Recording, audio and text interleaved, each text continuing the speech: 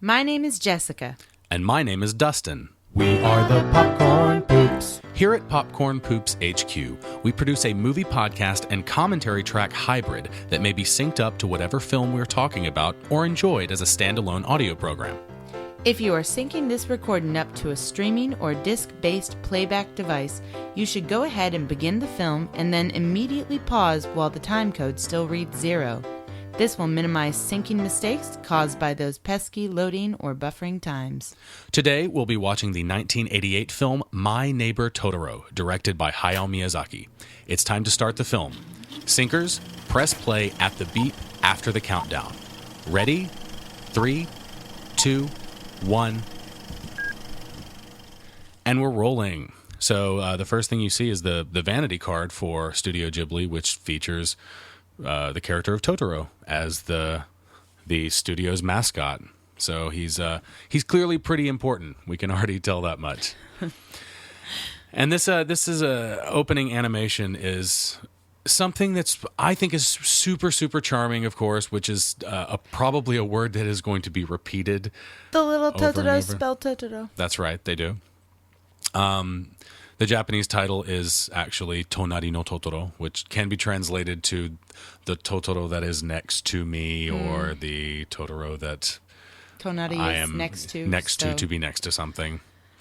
I am a teacher, and I work at an elementary school, and I have played this for my students. I have shown this film in a class before, and my kids get a little bit restless during this opening animation sequence, and I think, and I'm sure someone on the internet is going to actually me, but I don't remember the last time I saw a film, like a recent kids film, that had a credit sequence, like an opening credit sequence. I don't know that kids have the patience for this, and again, I've shown it in class, and kids tend to get restless. Of course, once the film actually picks up and gets going, they're mesmerized. transfixed. Which it really speaks to the power of cinema. Showed it to my kids too. It was the same thing. I work at an international school, and so I have a lot of Japanese kids in my class, and I also have a lot of kids from virtually all over the world. So. Yeah. Some 15 or 20 countries are represented at your school, something like that? Yeah, in my class alone, I have, I think, 8 countries. Yeah, so that's impressive. But I mean, when I play this movie for them in English, of course, we speak all English at my school, but when I play this movie for them, it doesn't matter where they're from or whether or not they've seen it before, they're just absolutely mesmerized. Yep. And it's, it's a beautiful film. It is kind of hypnotizing. I think animation has that ability to be kind of hypnotizing, especially really, really good animation that has that kind of hits that high level of artistry, that high standard. Which, of course, I think this is a movie that does that absolutely. I want to go ahead and start off immediately by talking about this moving sequence, where as we were preparing for this, we've been talking about how there are actually a lot of Ghibli films that start off with people moving somewhere, right, going to live somewhere else. And this is the only one I can think of where they're actually happy. Right. Because to explain a little bit for those who aren't actually syncing up the movie, we've got 2 little girls, the characters of Satsuki and Mei. Satsuki is the older sister and Mei is the younger sister. I believe their ages are and here really fast, this is 9 and 4. Later, that statue will be important. I'll bring that up later. But their ages are 9 and 4, and they're driving through the countryside with a truck loaded down with all of their belongings. They're clearly moving, and they're with their father. And we also meet this character of Kanta, who's a local boy, a child of a farmer, I'm sure. And he just said that their name is Kusakabe. I think that's only one of maybe 2 times that they say their last name in the film. Did you know that the father and mother also have first names that are... No, I don't know that they ever say them. I didn't until I sat and rewatched this recently. I've never even caught their last name before. Kusakabe, yeah. Which are the kanji for grass and wall.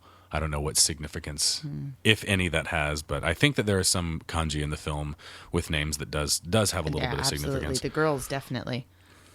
But the names of the mother and father are I don't think they ever say them in the film, but I think the father's name is like Tasuo or something like that. And the mother's name is like Yasuko, maybe. I'm not sure. I can't remember. But they're walking up the path. We're about to get our first shot of the house, which there's actually a replica of in I believe it's Saitama Prefecture. There is a full scale replica of the house from this movie, and it's like a 45-minute tour or something like that. Yeah, it's got like gardens and stuff too, right? Mm-hmm. And you can walk around. You can touch everything. Of course, you can only take so many pictures. Like you can only take pictures of certain things, but it costs like $5 US. $5 US to take this 45-minute tour. It's actually in Nagakute, which I don't know where that is. That might be Saitama, but I'm not sure. Is it privately Nagakute, owned, Japan. or is it part of? It's Ghibli? on the Expo 2005 Aichi Commemorative Park. I'm not sure if that's a public park or a private park, but there is a replica of the house. That's something that I would really like to do while I still live here. And we're about to get our first shot of the camphor tree, which is probably the central image of the movie, I think. I would say so. It's probably it is. It's probably the most important image in the film. It represents a lot of the themes of the movie. It's also ends up being Totoro's home. And yeah, he does refer to it as a camphor tree. I don't know that I've ever seen a camphor tree in real life. You absolutely have. Have I? You absolutely have. Because camphor trees are... Not that I knew of, anyway. Well, maybe you didn't know you were looking at them, but at shrines, at Shinto shrines... Oh, yeah, the ones that get super huge. They're typically used as worship trees, so that's why... They do get super, super huge. One thing that I didn't mention while they were driving through the countryside, the soil in the film, as you know, piddly and kind of hyper detailed as it sounds, the color of the soil in this film was actually a point of contention with the director Miyazaki and his art director Kazuo Oga, who Oga apparently grew up in Akita Prefecture, where the soil is black, and he wanted this soil in the film to be black. But Miyazaki grew up in the Kanto region, where the soil is more red, more like red clay. So they kind of came to an agreement, and the soil is a bit more brown in the final movie. That's how it looks to me anyway. I love that the girls get so excited about the idea of squirrels being a possibility. Right. Which I remember when I was a kid and I watched this, I never understood that. I was just like, squirrels, oh God, please. Because growing up in Tennessee, they're a pest. They're everywhere. They can be. They can be. I mean, I've always loved squirrels. I think they're adorable, but they're all over the place. And in Japan, they put them in zoos.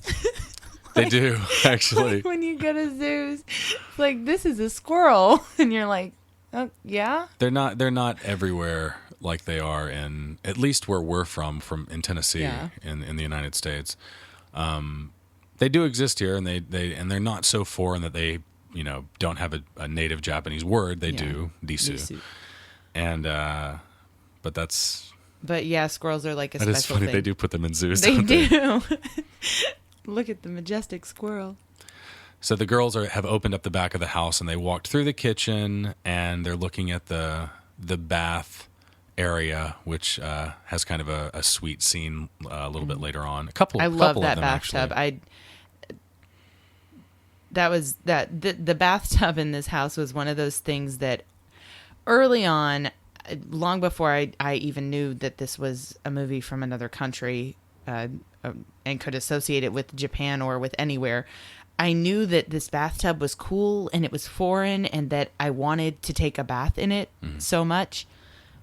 And yeah, they are definitely as relaxing as they look, soaking down to your neck in those really deep tubs. It has turned out to be everything I dreamed it was when I was a kid. Oh yeah, it's wonderful. The father is actually, he's doing something now that he refers to as opening up the house, which, even though this movie is set in the 50s, an undefined time actually in the 50s, yeah. Opening up a house in the summer months or when the spring comes is still a common practice even today. Even in modern houses, people still open up all of the windows and doors in the house and clean it out, air it out, and you really have to in Japanese houses. In traditional houses like this with the tatami and the shoji and the stuff. Correct me if I'm wrong, but sorry to talk over you, but correct me if I'm wrong. The festival of Setsubun is kind of the starting point for opening up the house and cleaning out the house, because you have the whole, the good luck in, bad luck out. I think that fukuauchi, oniwa soto, I think that you're supposed to do it then, but everyone I talk to, it's the same thing like in the States when we're all like, oh, spring cleaning, and we're going to do it, and then we don't actually ever do it. Yeah. I think for most Japanese families, that's how it is that they intend to. Maybe it starts around then. The nag in the back of your head maybe starts around then, but, Like, I need to be doing this. I should be doing this. So the girls have discovered the stairs to the attic, where they will really, at least May will run into little creatures, little yokai, if you will. Well, they've spirits. seen them. They've seen them already, but the dust mites or the soot sprites, dust bunnies, or however it's been translated into several different ways. Yeah. But these are actually a creation of Hayao Miyazaki. Which some people don't think they are. I will actually get into this a lot later on in the movie. There's a theory that Totoro is actually the god of death, and that by the end of the film, both of the little girls are actually dead. Although the narrative of the film would not, indicate that in any explicit terms, but that's why Miyazaki it's a fan theory. Would absolutely say that is not the case. Right. The official statement from the studio is that is not the case. But one of the points that the theorists make is that those who are close to death are the ones who can see the soot sprites, as though this is a part of like some ancient, Japanese literature or a piece of cultural knowledge. But Miyazaki himself created the soot sprites. But and I'm gonna immediately talk about my reason for why I don't think that's true with the soot sprites is because Granny says that she could see them when she was a kid. Right. So yeah, exactly. Which is, and again, I'll talk about it, but it's very much like confirmation bias kind of conspiracy theorist type of mindset that you have to believe this kind of thing. But I do think it's worth talking about, because it does kind of tie into one of the major themes of the film, probably my favorite theme of the film, which is children facing death, or at least the threat of death. I love this scene where she sticks her finger into the wood paneling and they all burst out. Oh, it's so great. I love it. And then she just is like totally frizzled and just standing there with her hair all, and the one little lone guy. The score here is really great. I love this track in the soundtrack. I believe it's called May and the Soot Sprites, or May and the Dust Mites. Because if you know the film and you listen to the soundtrack, it really like indicates all of the moments where, she sticks her finger in and the orchestra swells and you can just tell. It's one of those scores where it's as communicative, if I can get that word out, as John Williams. That's why I feel I've compared Hisaishi to John Williams before. I really feel like he is that's the closest parallel to Western like film scores that I can make. It's just like when people compared, Miyazaki to Disney, like it's the closest you can get. Right. I'd agree with that. But I think it's definitely one of those scores where when you play it, you can see the movie. Yes. You can just rewatch the movie in your head when you're listening to the score. Absolutely. I used to write papers to the score all the time when I was in university. It's good for that. It because it's so. This movie to me is like the essence of relaxation. Like it just calms me down and just makes everything in the world okay. And so, like my most stressed out time is when I'm having to when I have a deadline for something. I wish I could remember the word. There's a word in Japanese for movies or music or things that you do that have a healing quality to them. It's like iyake or something like that. Something that's really relaxing. I feel like this has, and a lot of Ghibli's stuff. Yeah, actually, absolutely. A lot. I mean, Kiki's the same way. has kind of that healing, like therapeutic, even quality to it. Like I go to sleep. It sounds terrible to say it. You know, I fall asleep to this movie all the time, but it's really a compliment. It's not, the movie doesn't put you to sleep. It's that, like if I sit and I'm watching it, then I'm going to be stuck watching it. But when I put it on with the intention of going to sleep, it just relaxes me. So I can. She's explained. We've met the character of Nanny, who is a local old lady who helps them move into the house and kind of clean out the house. She kind of takes care of them. She adopts the family, sort of. And she's explaining to them that the soot sprites, they're also known, she calls them susuwatari in Japanese, or traveling soot, or soot that moves about. And they're probably more commonly known in Japan as makurokurosuke. Or in English, that would translate to something like the pitch black assistants or pitch black helpers.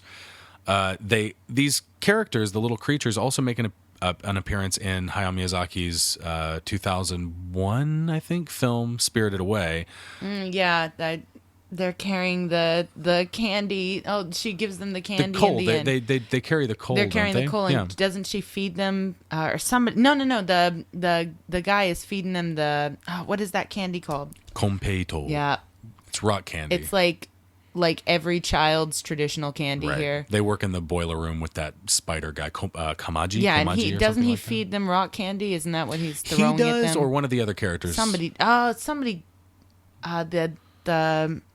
Oh gosh, it's been forever since I've seen. It's fine, movie. but it's one of the characters feeds them rock candy. So, I believe that they only make an appearance in 2 films. I feel like officially. they get more personality in that movie. The kanji on the box behind the old lady actually reads Sayama, which I've never noticed. Which that will before. come into play when we talk about the Totoro God of Death fan theory. Right, but it's not just a little bit later on. Not just about that, though. I mean, the Sayama Hills is where this setting supposedly was based off of. It was Miyazaki's. Was it his childhood home? It's where he lives now. It's this is actually set in the town where Miyazaki lives now. It's called Tokorozawa.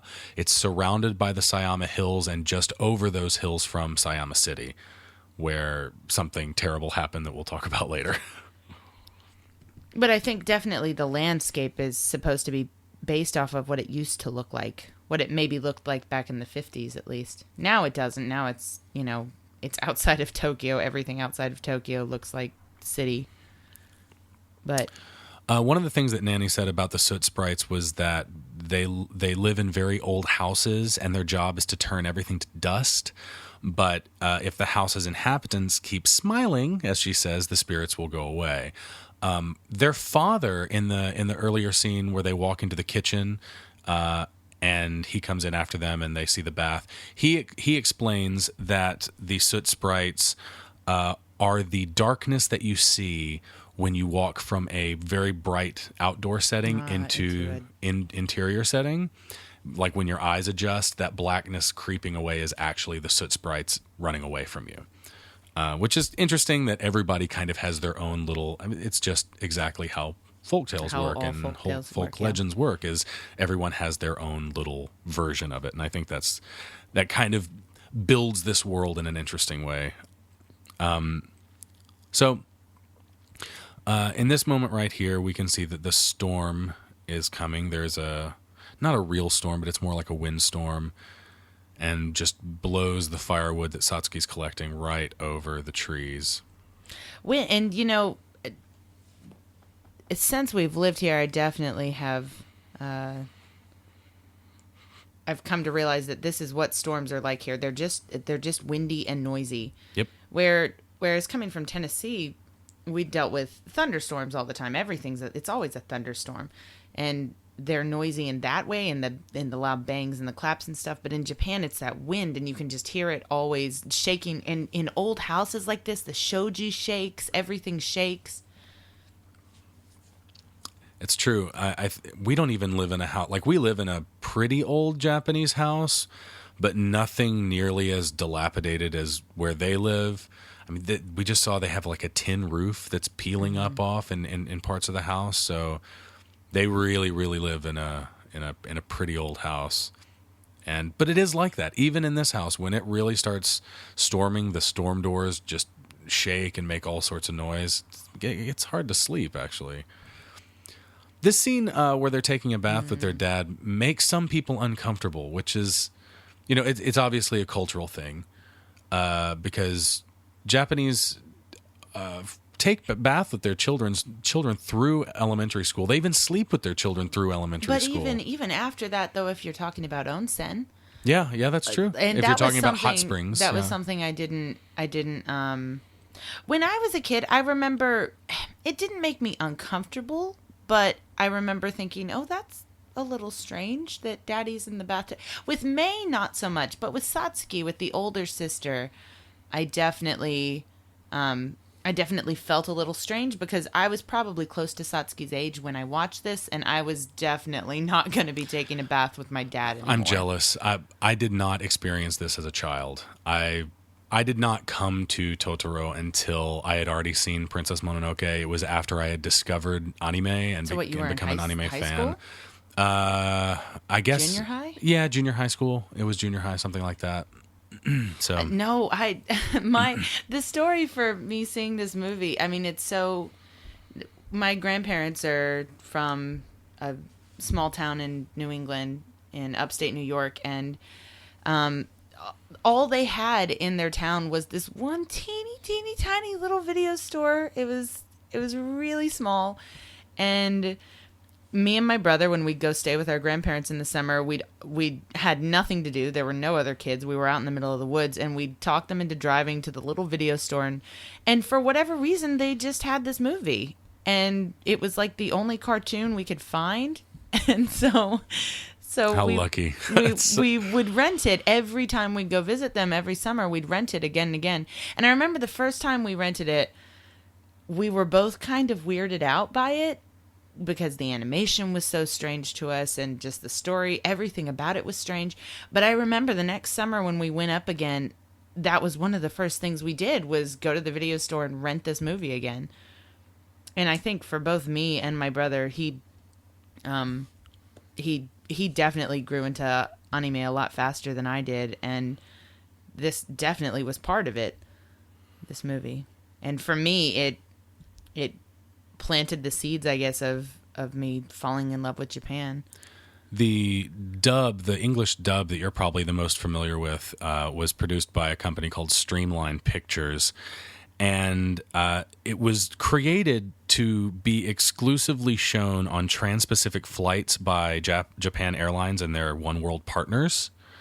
And it made it to it was for in-flight movies. That was its purpose. The dub that I know from the dub that you know, with the awesome English version, the English songs, the song, the one that I teach all the kids the lyrics to now, even though you have to look on YouTube to find it. The first company to actually distribute this in the United States was Troma Films. Troma, the company responsible for isn't that the Toxic Avenger? Yes. Such a weird fit, right?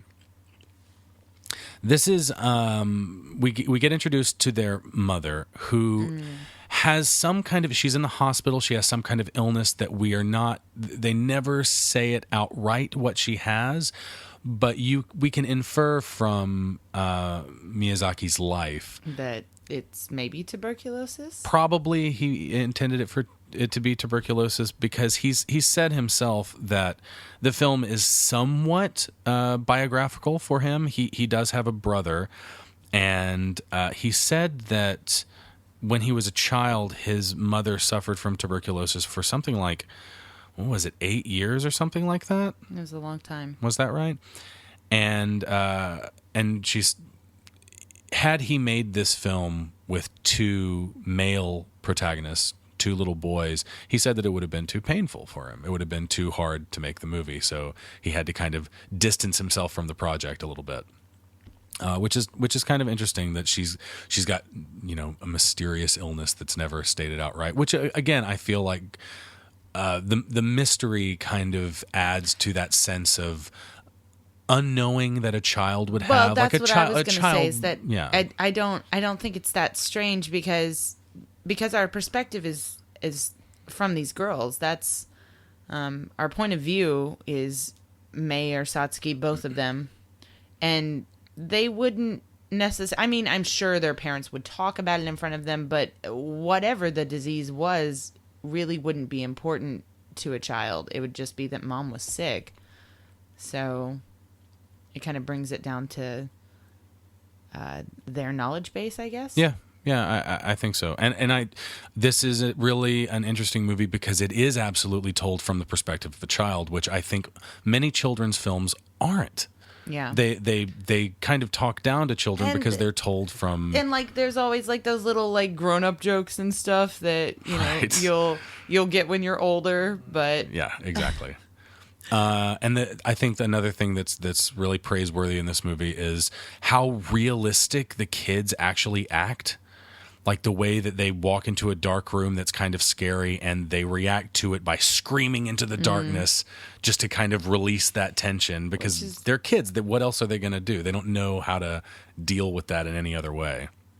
I can't believe she made that food, that little girl made the meal that she made. They're eating breakfast before school right now, and she's packed them all bento.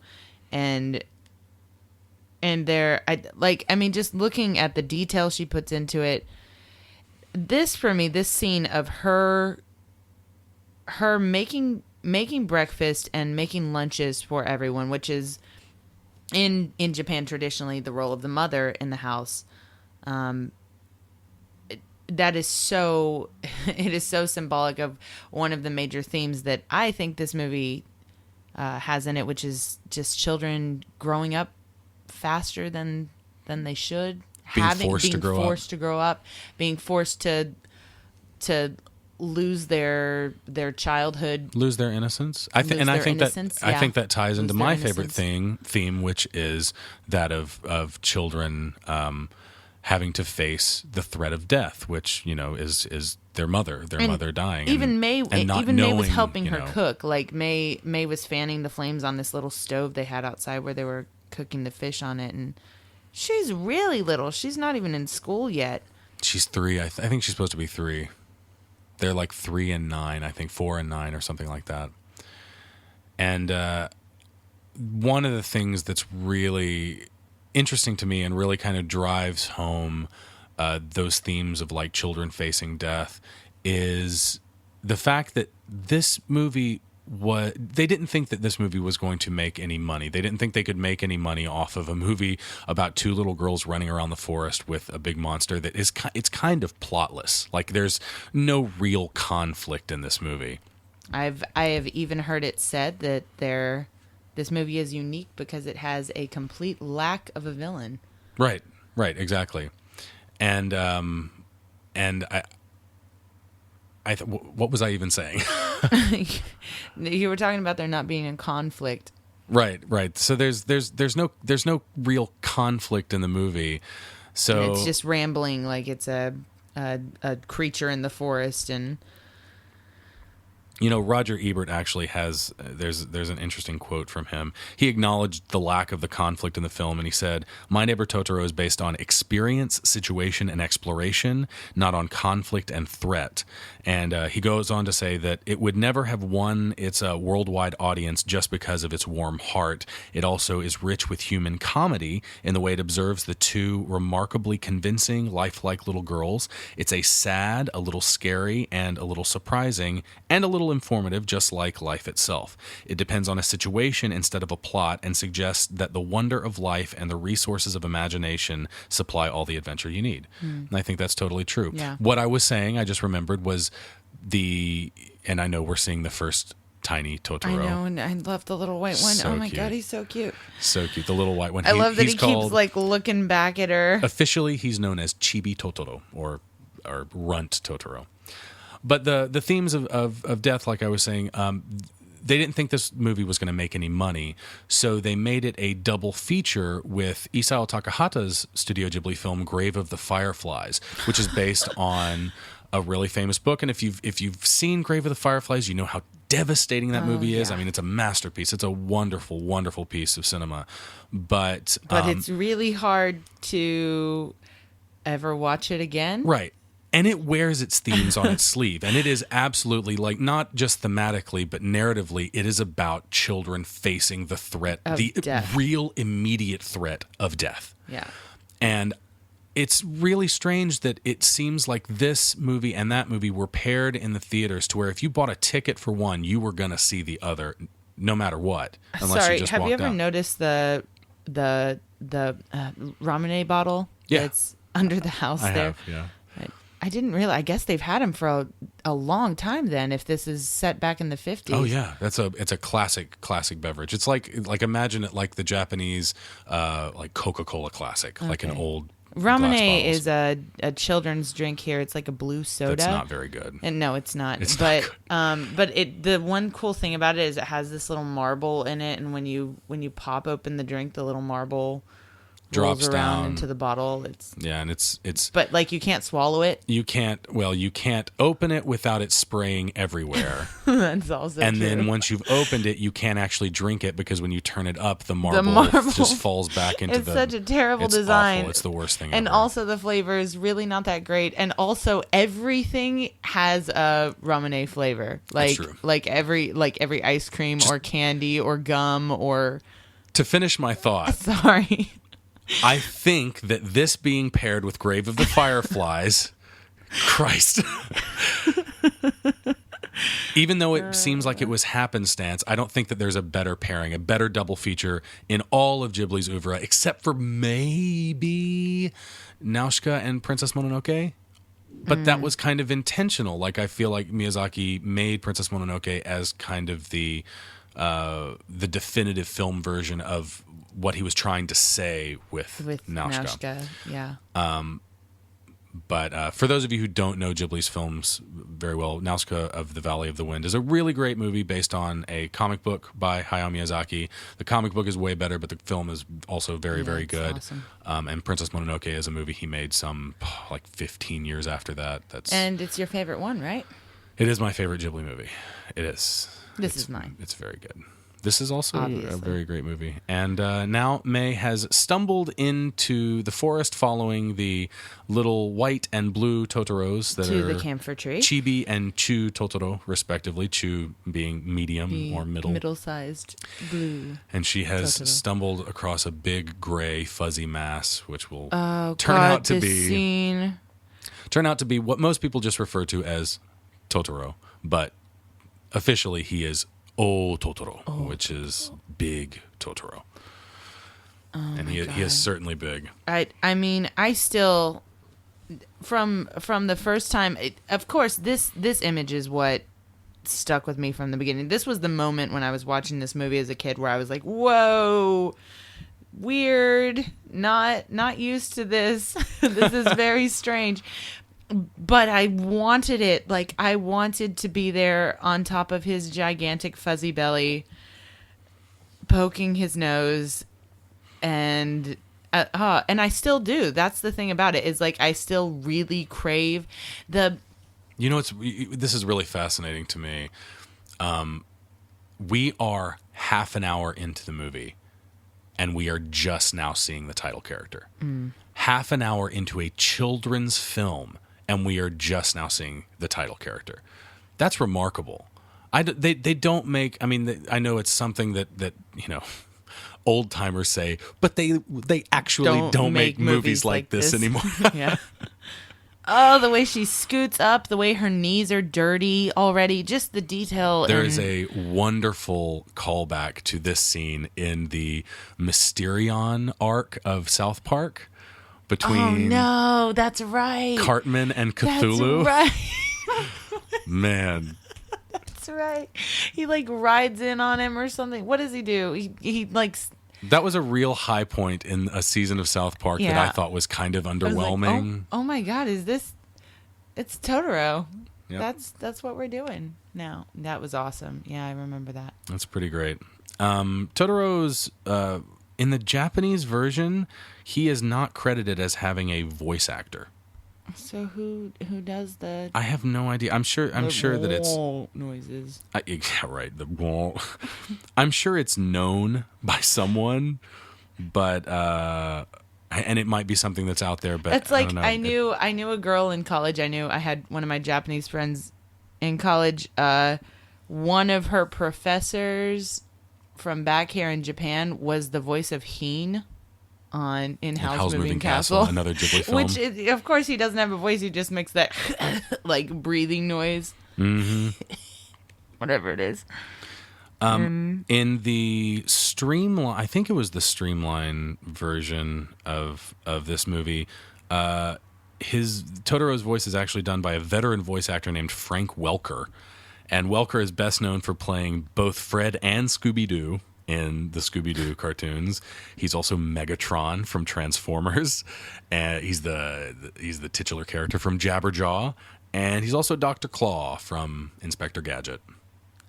I love the shot. I love that she just has no fear of May falling asleep on this giant cat, bear, raccoon beast. Like she just innately knows that he's not gonna hurt her. That even though he's just this gigantic thing, yeah. she just knows that he's safe for her. And I think it's that jumps into a lot of the themes of just the connection with nature that this movie wants to create. That this movie, I think the main goal of this movie is to create a feeling of nostalgia, to convey a feeling of nostalgia for a simpler time where lived in harmony with nature. Mm-hmm. I think that the timing for this movie, the movie's made in 1988, right? It's made in 88, yes. Okay, so which also makes the second movie in a row that we've done for Popcorn Poops from 1988. Oh. Beetlejuice was also made. I guess it was a good year. Yeah. And Beetlejuice also deals with death. And okay. Anyway, so for those of you who don't know far too much about Japan, the 1980s are referred to as the bubble. It started in the 80s. It went into the 90s, though. Yeah, that's true. Which is, it was a time of success, of industry, affluence, growth, and I think that my feeling about this is that what Miyazaki was doing is he was seeing all of this happening, and he was seeing the world getting farther and farther away from nature, mm-hmm. from what he remembered as a child and that he loved. And I don't think he's particularly happy about this change. Mm-hmm. He's one of those people that I think would probably stand on the environmentalist side, that even if it means slowing humanity's progress down, that we should do what we can for nature first. Right. A quote that I have from him from February 2005, he said, "I want to see the sea rise over Tokyo and the NTV tower become an island. Money and desire, all that is going to collapse, and wild green grasses are going to take over." Like, he is hardcore about this. Yeah, sounds like an old man screaming at clouds. But he's very serious, and I think this film was his attempt to create a nostalgia for that time when we were closer to nature. It's interesting because I've heard similar things about Spirited Away, his film Spirited Away, that on some level it can be seen as a critique or a perspective on the bubble and the affluence and what's the word, overspending that happened, the overindulgence of Japanese society as the bubble kind of continued. and how people kind of changed. So if that is true, if that is in fact what he was going for, I can see that in Spirited Away. I mean, the gluttony and stuff that goes on, the love of money, like and the gold, the personification of gluttony. Like, I mean, No Face, the way No Face like consumes and consumes, and the way her parents get turned, literally turned they into eat pigs. until they turn into pigs. It's a Overindulgence. Yeah, right. I can totally see that. And I think Totoro himself, he to me is the essence of the environment. Like there are a lot of different theories. Obviously, we've talked about very briefly touched on the one about Totoro being the god of death. We'll talk about it later. A little bit. Some people consider him the king of the forest. I think it's easy to also view him as a kami, as one of the spirits or gods. Sure. And I think there's something distinctly spiritual and supernatural about him in this movie, of course.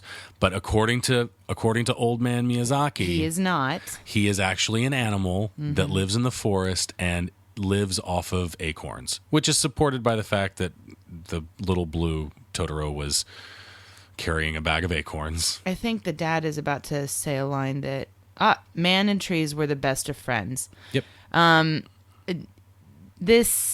That line specifically is one that deals with exactly what I'm talking about, where literally we're talking about the connection to nature, and that children still have it, that just innately they can still see it. Adults have lost sight of it. Adults can't see Totoro anymore because why? Because they've lost something essential to. I mean, it's obviously kind of goes with the concept of losing your innocence. That adults have lost something, like the ability to see something so wonderful and majestic and kind and innately benevolent, so much so that a child can sense it and just fall asleep on its giant stomach.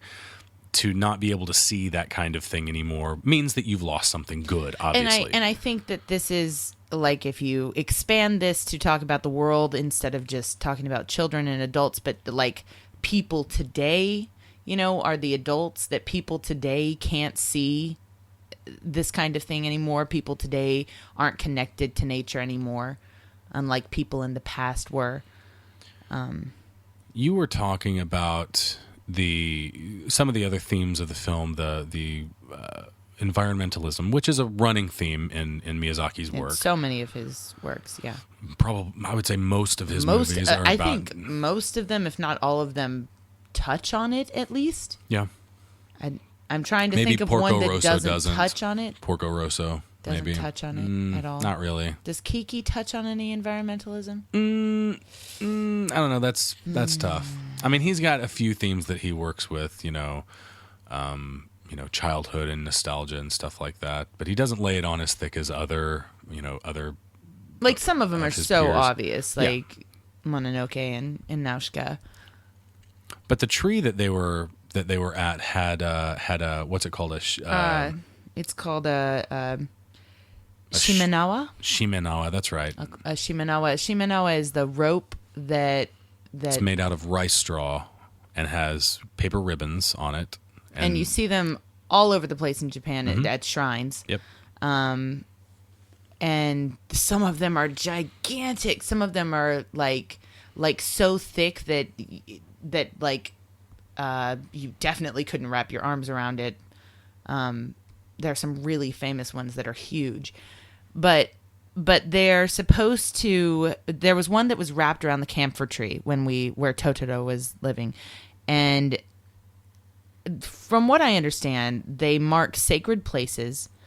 They can keep evil in or out, depending on. So, like, I guess maybe it's part of a Shinto cleansing ritual, right? As I understand it. So, like, if you've trapped some evil inside, then you can confine it with the rope, or you could protect a place with it, a shrine, or maybe a house even. But one of the interesting things I found about it is that they're also used to acknowledge that this place is a place where kami lives, where a god inhabits this place. And so to me, that's why I look at the scene with the camphor tree and I see the shimenawa tied around the tree, and it's like, well, this is Totoro's home, so Of course it has it's sacred, right? right. But And then we're saying that a kami lives here, Right. It is the acknowledgement of that, like you said, and I think that you also see that the ground itself is I guess considered hallowed. Can you say that it's hallowed ground? It's holy ground. well, sacred. There's a sacred torii hallowed gate is- nearby. You also see a tiny old shrine there. So there's the people of this town had to construct that stuff as recognition that this area is holy to them, or it's sacred in some way. But what I'm saying is, for me, that the shimenawa tied to the camphor tree is another reason why I lean towards thinking that Totoro is some kind of a kami. Right. Even though Miyazaki says he's This not. moment here when they're praying to the statue. Yeah, this is This important. little shrine. This could tie into the theme later on, but the statue they're praying to is what's called a jizo, and the jizo is the in Buddhism, it's the patron saint of children. It's a guardian of children. But in Japanese culture, it is not only that, but it's also the patron, not saint, rather patron deity of dead children and also of aborted fetuses. Oh, yeah, fun. Yeah. So yeah, Japan has a god for everything. they also. do have a which like Catholicism has literally. a saint for everything. So if we're gonna let's be egalitarian about this, but I that is interesting though. Like the statue that they stop at is a statue that exists for the protection of children. It's a deity that exists for that this is the purpose. scene we say they stop at. It's the scene where they get stuck in the rain. Mei has gone to school with Satsuki, and they're walking home, and it's raining. They don't have an umbrella, and they stop at the little shrine. Shrine? It's not. It's a shrine. Yeah, sure. Yeah. Shrine. But it's teeny tiny, and but it's enough room for two little girls to first ask permission and then take shelter in before their neighbor brings his umbrella by, begrudgingly gives it to them. Well, begrudgingly, he clearly likes Satsuki. Right, but Kanta he's got to give that he outward. just got scolded too. He just got scolded for getting his umbrella and Look at him making the plane too. getting That's You think this might be the stand-in for Miyazaki himself as a child? I really wonder. Miyazaki, his love of aviation is no secret. Yeah. In fact, I believe his family were people. They owned a company that made airplane parts for fighter planes in World War II. Yeah. And of course, here Satsuki returns the umbrella and tells Kanta's mother that he in fact gave them the umbrella, and he's not so forgetful. He's actually kind of a sweet boy. Yeah. Which, if that's in fact Miyazaki, he's kind of patting himself on the back, don't you think? That's Yeah, but he's kind of a little. he's a jerk. Yeah, He's kind of a jerk. so he's One not of- patting in one of- himself on in the one back of- too much if this is supposed to be him. In one of his introductory scenes, he yells at Satsuki and says, "Don't you know you're living in a haunted house?" Yeah, that's like her first meeting with him is when he brings her the stuff at the back door. I think most of their interaction in this movie so far has been them sticking out their tongues at each Yeah, other. I mean that's very As- real though. as This is children this are is wont how to I do. interacted with boys when I was Satsuki's age. Yeah, so. absolutely. This is maybe the most famous scene Yeah. in the entire movie. And You can buy this the bus stop sign, yes, you can. and I really really want one, but we could never import it back to the States if we ever moved home because it's massively It's heavy. huge. Well, we have a miniature one. We do. We do have a miniature but I one. want a real one. This scene is so iconic and it's so important. Like it was so important to even the filmmakers that they made it the movie poster. Like the movie Yeah, poster that's itself right, yeah. is and the strange thing is that the movie poster that was out, that was displayed in the movie theater when this film was playing in theaters, still has This is another the shrine again, the the Inari. kitsune, the kitsune This is the statues. close-up one. And May gets scared of that. But the interesting thing about the poster of this scene is that even though it was displayed in movie theaters while this was out, it still had just concept art for the Mei and Satsuki character that was only one character at the time of its creation. So if you look at the movie poster, which I'll actually post with this episode on the blog, you can see it's Totoro standing next to a little girl that is not Satsuki, but not Mei either, but has elements of both of them. There's only one girl standing there. You've never noticed? I've never noticed. It's neither one of these. It was I've never noticed. Originally when Miyazaki wrote the movie, he wrote it as one character that was like 7 years old or something like that, but he made it into two characters because he wanted to add some suspense and some tension later in the film for when Mei gets lost. So that's, it's kind of interesting. But on the poster, you can see that old character. Such a strange thing to do, though. It is strange. That, people see the poster, which, it's a part of marketing, right? You see the poster and maybe you'll want to see the movie. And then you go see the movie and you're like, well, where was that little girl? I see, is it two little girls or one? And they come back out of the theater and they're like, no, it's one little girl in the poster. What did I just see? What was this? Oh, and the big fat toad walking down the road. I love this scene so much. The big fat toad that might have the worst frog sound effect ever in the streamline English dub of this movie. My goodness, it's terrible. And I know that there's a lot of love, and Totoro walks up. It's great. Here comes Totoro walking up, and Satsuki finally gets to see him. Yes, her little sister is not a liar. There really is a gigantic bear cat living in her backyard. And he's got the leaf hat. Yes. He does. He has a leaf on his head. Now, do you want to explain this? Well, I mean, there's not so much to explain. Just in Japanese lore, there are shapeshifter animals, trickster animals that can change their shape and mess with people. And those are usually foxes, otters, raccoons, cats, raccoon dogs. Cats can do it too.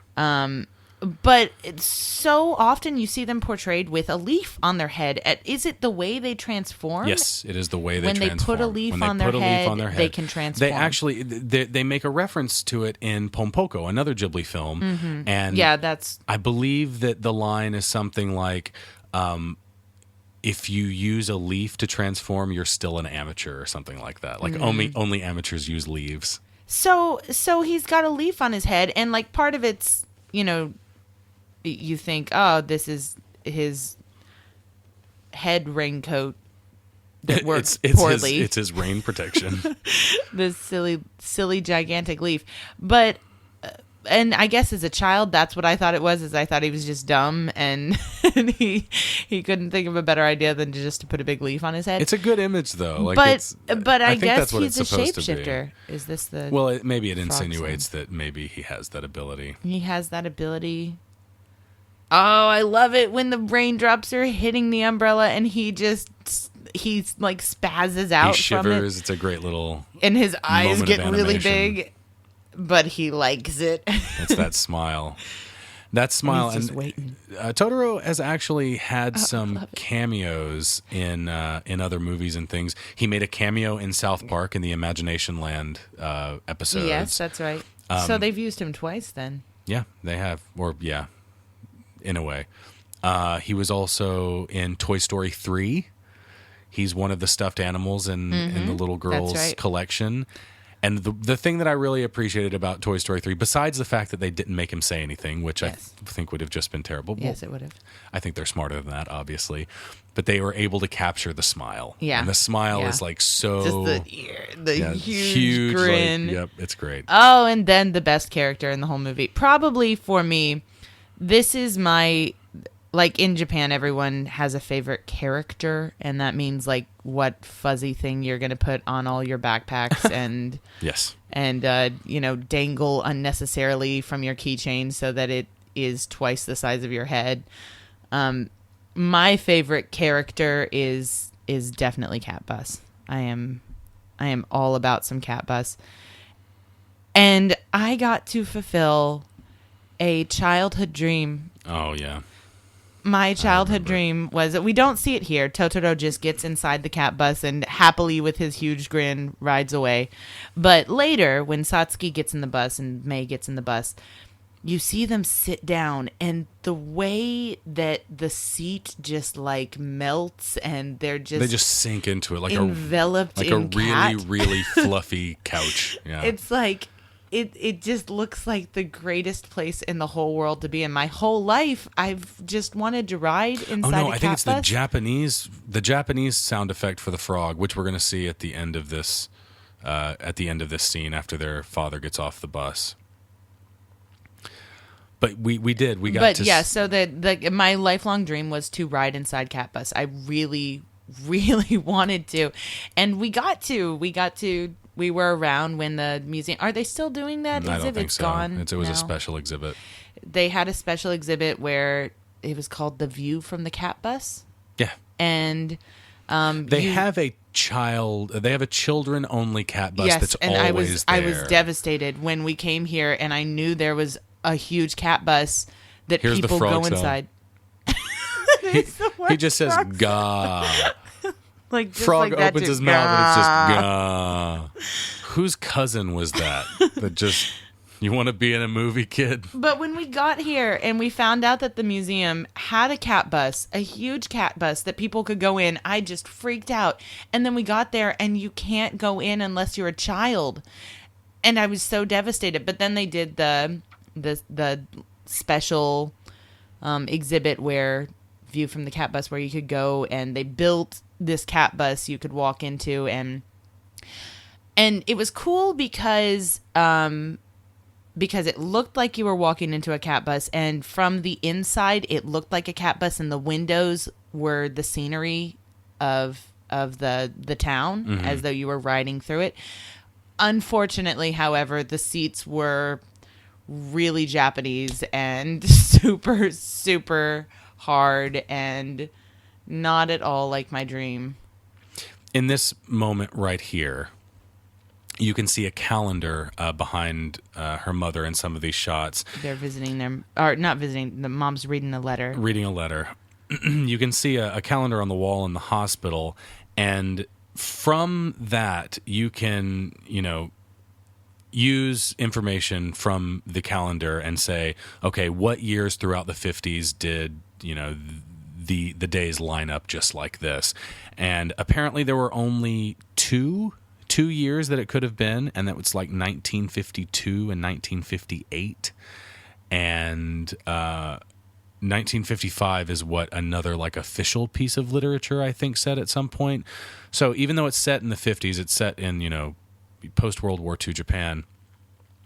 The exact year is never explicitly mentioned, but it could be 52, 55, or 58 based on different sources. But according to Miyazaki, and I think this ties into what you were saying before about a time before when times were simpler and man was closer to nature. Miyazaki said that it's set in the recent past before televisions were brought into homes, and that's how he describes the time period. Well, and I really think that that this movie is it's talking about how the world is on its way toward a place that he doesn't want it to go.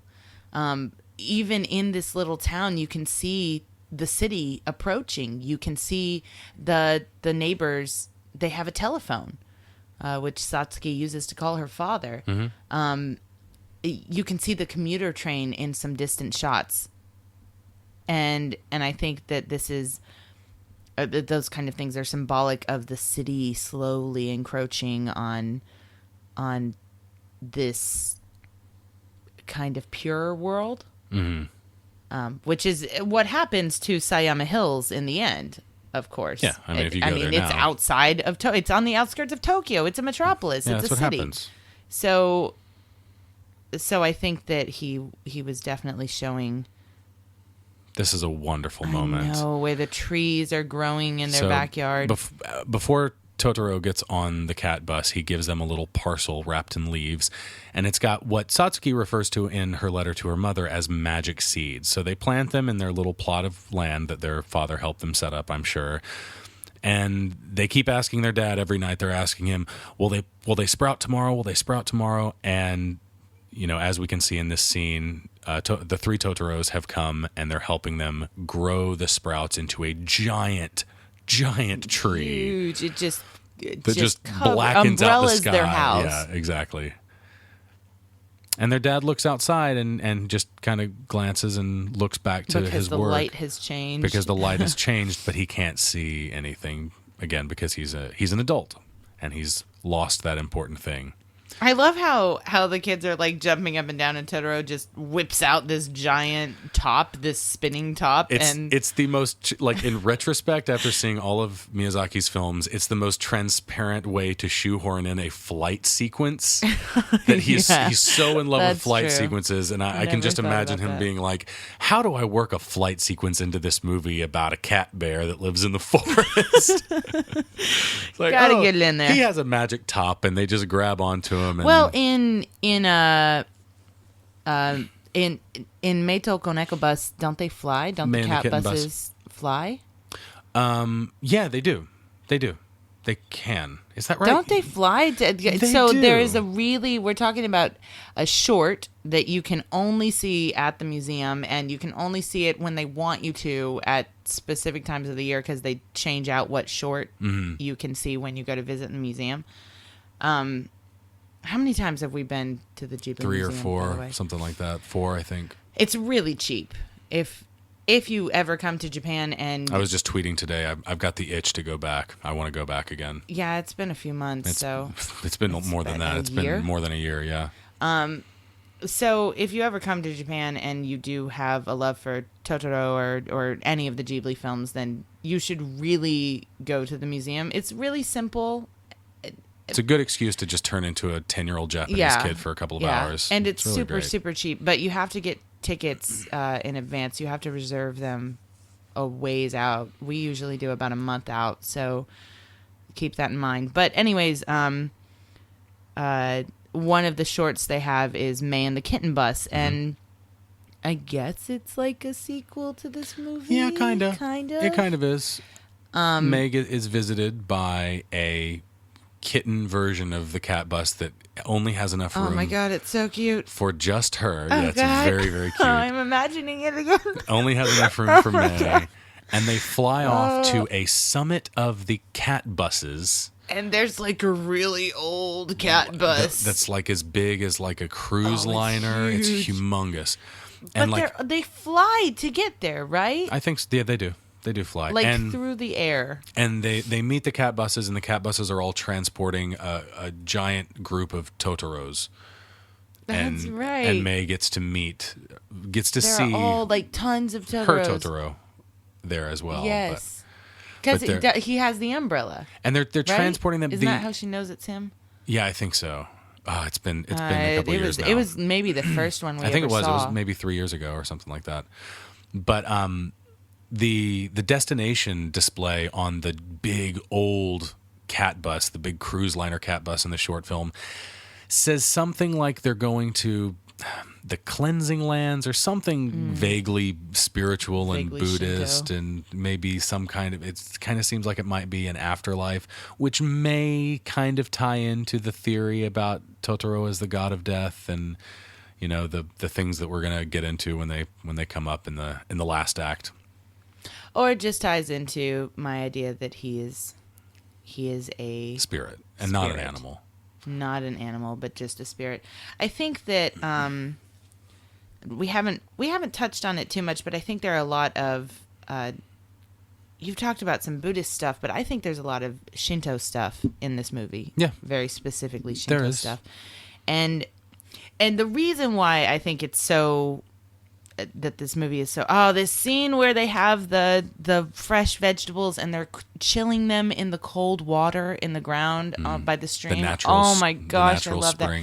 I have never wanted to eat a cucumber as much as this movie makes me want to eat a fresh cucumber. Mm-hmm.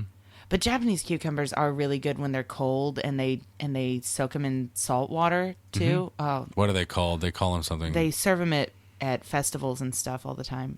It's a summer treat. Yep. Anyway, so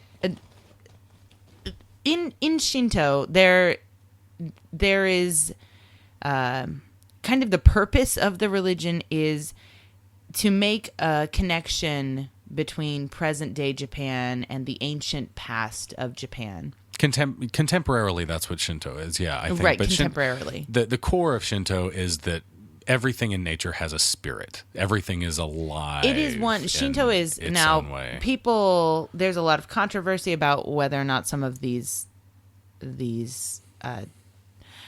terms are true or not, but from things I've read, it is considered one of the few remaining still active religions that is both animistic and pantheistic. Define. Okay. So an animistic religion, animism, is when souls or spirits inhabit not just humans, but many things in the natural world. This is not debatable about Shinto. This is absolutely that's what true. I just said. Yeah. Right. But so this is like when a god can inhabit a rock, right, or lightning, or a tree, or anything like that. And in Japan, they absolutely use them to. I mean, there are kami for all sorts of crazy things, aren't there? Yeah. Even man-made things. I'm sure there's a very cute kami for poop. I'm sure there is. For those of you who don't know, Japan has a thing with cute poop. And cute poop is... It's a thing. It's a thing. Well, I mean, we can't really judge, though, right? We're called the popcorn poop. That's true. Very close to our hearts. Or other parts of our body. Gross. So pantheism is the idea that everything natural is God. God is everything, sort of. That's the idea of pantheism. There's not like an anthropomorphic God, or it's just everything is God. Mm-hmm. You are living in God. Everything is God. Now, there is debate over whether or not Shinto is actually a pantheistic religion. I think they're both kind of similar, though. They often go together. Is the thing is that like Native American religions and stuff are at animism and pantheism often go together. So, do you know of any religions that are one but not the other? Because they sound so similar to me. But I mean, like, you can find pantheism in even some types of Christianity.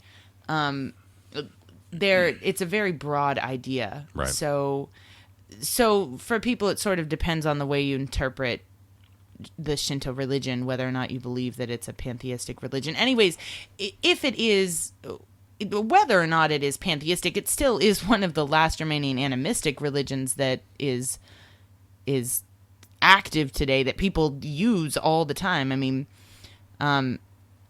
Japanese people traditionally are kind of many religions. They're usually both Buddhist and Shinto. Mm-hmm. And then sometimes something else too, if they feel so inclined. It's not a controversy to them. It's not a problem for many people.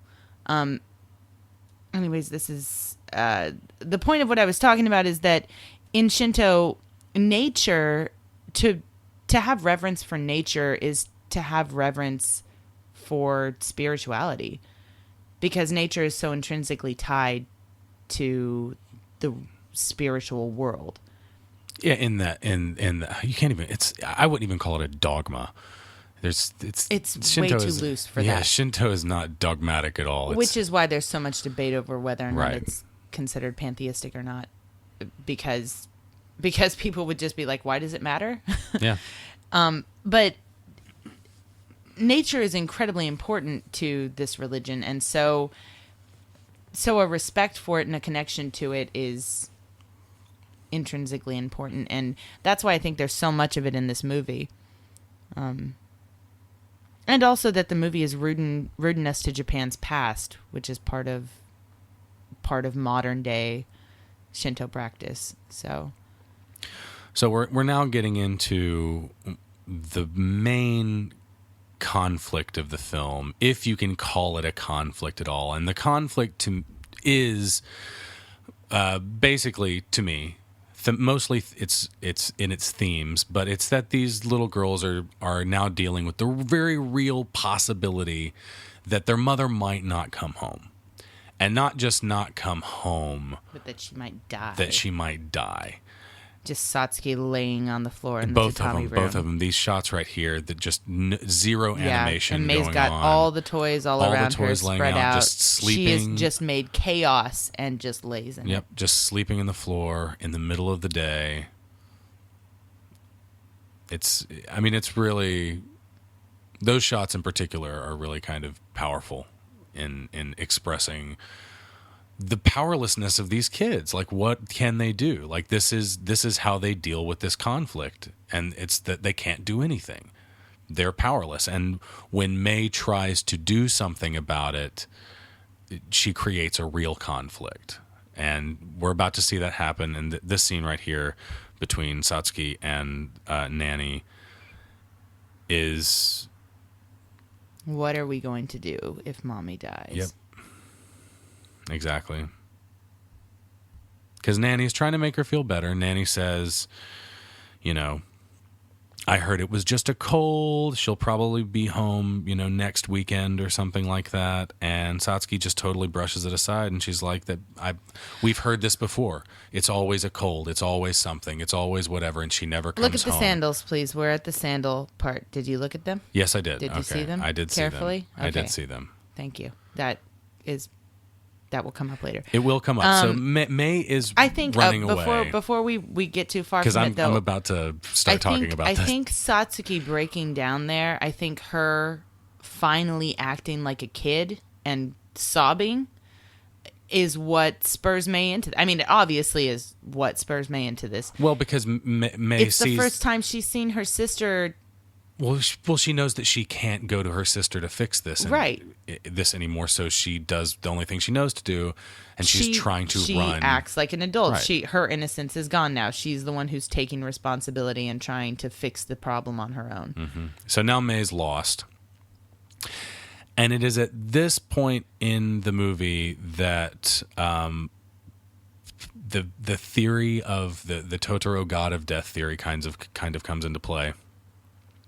And the theory says that, we'll see this in a minute, Satsuki's going to run down the road and encounter a couple of people, but eventually she will run back to a pond where people are trying to fish out or trying to search for May at the bottom of the pond because they found a sandal in the water. And they think it's May's sandal. And the theory goes that, even though the story of the film would say differently, that May actually dies in that moment. When does she die exactly? She dies at some point while she's gone. And when they so find the at some point sandal, after that last shot where we see her running down off. the road. Yeah, at some because point there is after a long stretch here without May. There's Yes. a long stretch where it just goes directly to Satsuki's point of view, and we don't see her for a while. Yep. And she's talking to this guy. She talks to this farmer, and he says, maybe I saw somebody. I don't know. Maybe they went that way. I'm not sure. And she runs down. She runs into a couple, and the couple hasn't seen anything. And then Kanta finds her and says that they found a sandal next to the lake. And she runs back to talk to Nanny, and we'll see that in a minute. But basically,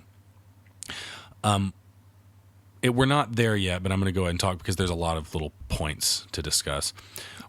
This is a big theory that it is a big theory. I can't say that I agree with the theory itself, but I do think it's worth talking about because it's absolutely worth talking about. It does tie directly into the themes of the movie.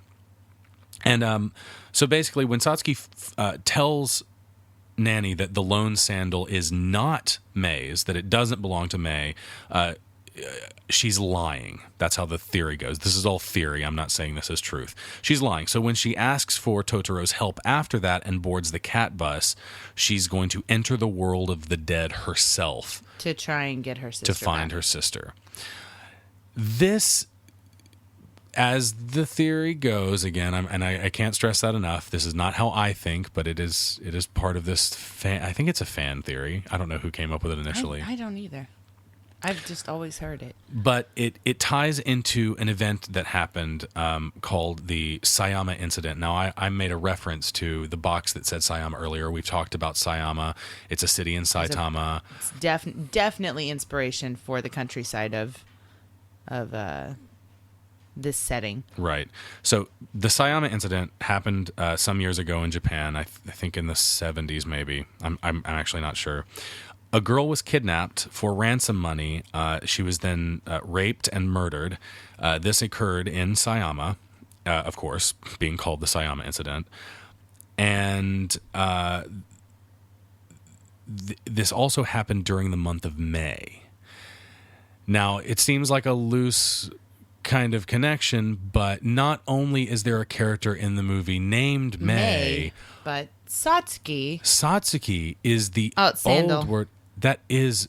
No, it's not. Her sandals go across. Oh, okay. I they're think you're bars right. across, and this sandal in the pond is like X. X's. It's like an yeah, X. You're right.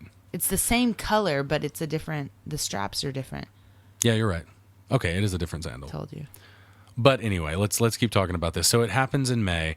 There's a character in the movie named May. Satsuki is also the old Japanese word for the month of May. Right. So we've got two connections to May, to the month of May there, in which this incident happened. Now, the kidnapped girl's sister, after the kidnapped girl was murdered, her older sister committed suicide.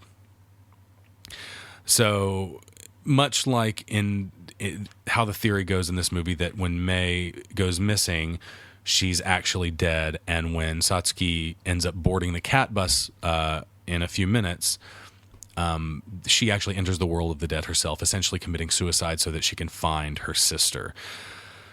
There are other points. There's the opening song of the movie is called Sampo.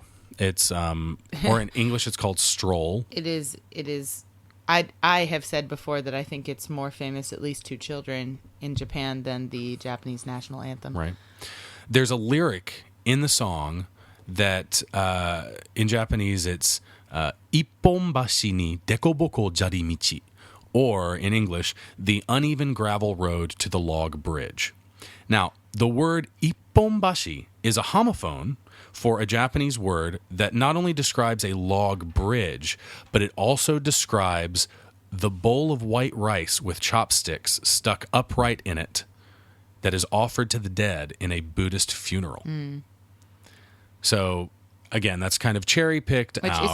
Isn't that part of why it's bad manners to stick your chopsticks into the bowl? It is. Just like when you put on a robe, you have to fold it. I always forget whether it's right or left or right. But I have no idea. I always forget which one it is. Whenever I put on kimono, they always tell me again, don't put this side fold under, it this way. If because you fold that's it left the way you first do it or right when first or however someone it is. is dead. Yeah. Oh, okay. So but this is the kind of stuff I'm talking about, like a homophone in one of the songs. I mean, I just feel like this kind of stuff, it's just, when you look for it, you're gonna find it. Right. That's okay. As a writer, it's how, like I said before, confirmation bias is a really, really powerful thing. And it's how conspiracy theorist minds work, is that they ignore the overwhelming evidence to the contrary of whatever the theory is that they're trying to support, in favor of cherry picking coincidental type stuff or incidental type stuff that seems to support what they're trying to say. And that's exactly what this is. And I it's so powerful that, like, when researching this theory, and I was stumbling upon things on my own, like the ippon-bashi thing, the thing about the chopsticks sticking up in the rice. That's not something I read on the internet. Like, I was translating the song and going, oh my goodness, there's a double meaning here. But I cherry picked that out. It's one word. It's one word in a song that otherwise is about walking through the countryside. Yeah, and like Tonbo, like dragonflies. Like dragonflies and foxes and badgers. And when you're with all your friends, yes. Tomodachi Tachi-san, Urishi. It's so much fun. But it's kind of a fascinating phenomenon, is that the idea of confirmation bias, and that it is a powerful, real thing that I kind of felt. It feels like a mental illness or something, like self-brainwashing. But you know? I don't think it's that bad though. Like, okay, as a writer and as someone whose education, my degree was in English and minor in history, so my education was based entirely off of analyzing literature. That's what I did in almost every class I took, either analyzing literature or analyzing stories about history, essentially. So when you're looking for a theme, when you're looking for support for a thesis that you have, you're gonna find it. You're gonna find it by just picking stuff out, and in the end, you're gonna be able to draw those conclusions from the things you find, no matter what you're looking for. Exactly. In this moment right here, Satsuki has boarded the cat bus, and the destination display on the cat bus is going to change pretty rapidly between different things. Now, some of the kanji, the Chinese characters that are displayed, you can see it happening right here before it lands on May, because they're going to find May, obviously. Some of those destinations included, the first one is Tsukamori, or Mound Forest. Others are Mitsuzuka, or Three Mounds, which, according to the theory, could possibly hint at three graves, Mei, Satsuki, and their mother. Also Hakamichi, which literally translates to grave road, like the road to a grave. Nagasawa and Ushinuma, or Long Swamp and Cow Swamp, respectively. Now, this doesn't seem to have a connection with the death theory specifically, but they do represent some kind of connection to Satsuki, which is another way to say swamp in Japanese. It's not only the old name for May, but the month of May, that is, but it's also a homophone for a way to say a swamp. So there seems to be some kind of connection there, or maybe it's just coincidence. I don't know. There's the last one that it reads is Taisha, or Grand Shrine, which just has kind of a loosely religious connotation. Now, this shot right here with May crying with her corn. Next to it looked like 6 statues. Those statues are the aforementioned Jizo statues, which are protectors of children, but also the patron deity of dead children. Which, again, it just, when you're looking for it, you're going to find it. Exactly. If you're looking at this movie and you're trying to support the idea that Totoro is the god of death, then you're going to find the evidence to support that. You're going to see it in all sorts of places that I'm sure we haven't even mentioned. I mean, there's all sorts of stuff. The last kanji, when the bus changes the destination to their mother's hospital, the last kanji is upside down. Is it? Yeah, it's upside down, and the mouse that's closest to it, the mouse headlight that's closest to it, notices and kind of look. Oh, looks okay, at it. Okay. I've never caught that before. But yeah, I mean, we talked a little bit about significance of kanji, significance of names in the movie.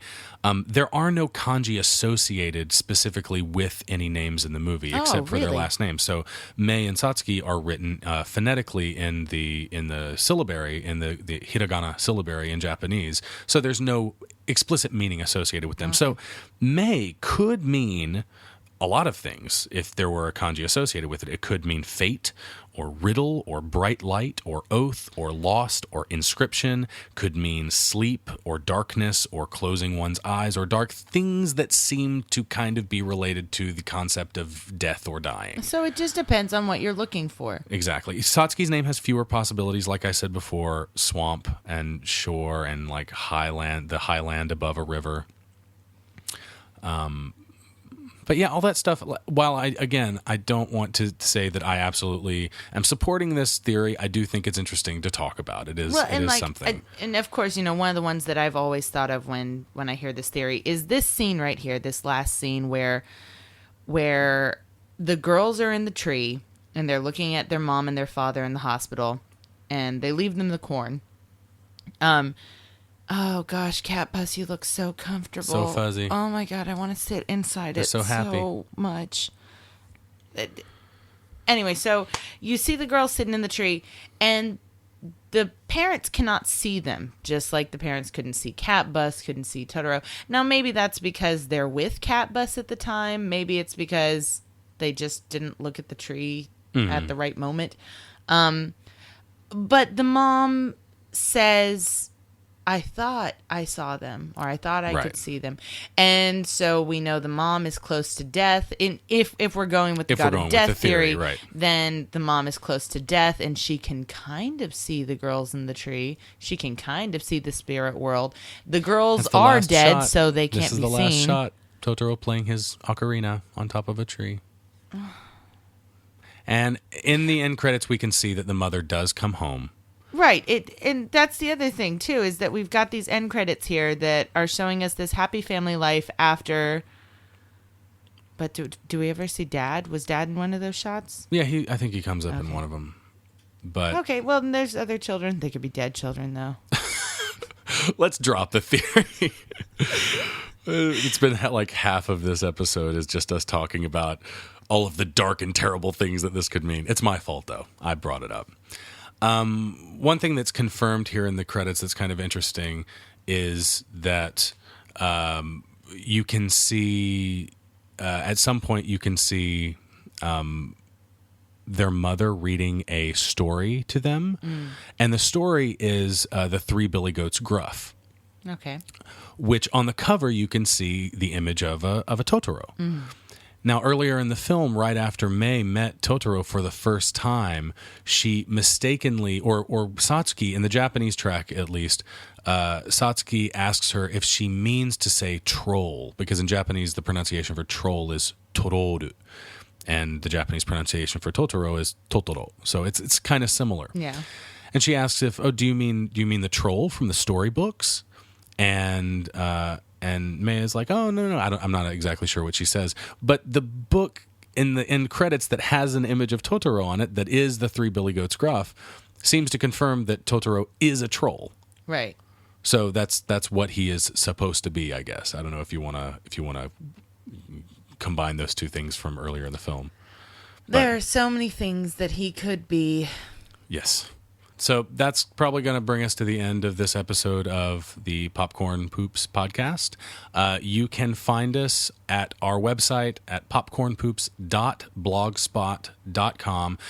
Please find us on iTunes. Subscribe to us, leave us a rating and review, especially if you like us. You can find us on Twitter and on Facebook. Follow us on Twitter, like us on Facebook. You can find us individually on Twitter as well. My Twitter, you can find me at Dusty Cram Cram. And I'm at Jesse Casper. And that will bring us to the end of this episode. So we will catch you guys next time. We are the Popcorn Poops.